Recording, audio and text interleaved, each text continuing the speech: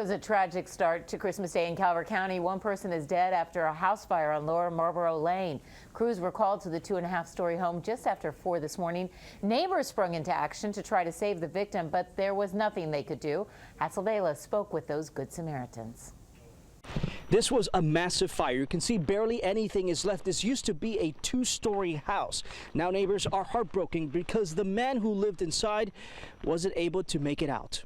It was around 4 a.m. when Mike Robinson woke up to some popping noises. From his bedroom window, he saw his neighbor's home on fire. Put my clothes on and ran up here and I banged on the door. No one came to the door, so he rushed home. His wife Vivian called 911.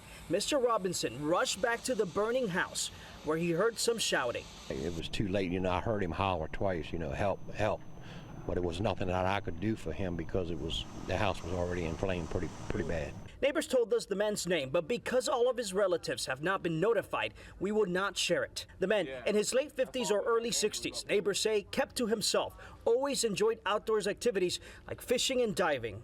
Heartbreaking and heart-wrenching. I just can't, I haven't got over the initial shock of it all. It's terrible, it's a daggone shame. Carrie Irvin, another neighbor who called 911, says it happened way too fast. My wife looked out the side window and saw the flames on the back porch just blazing up.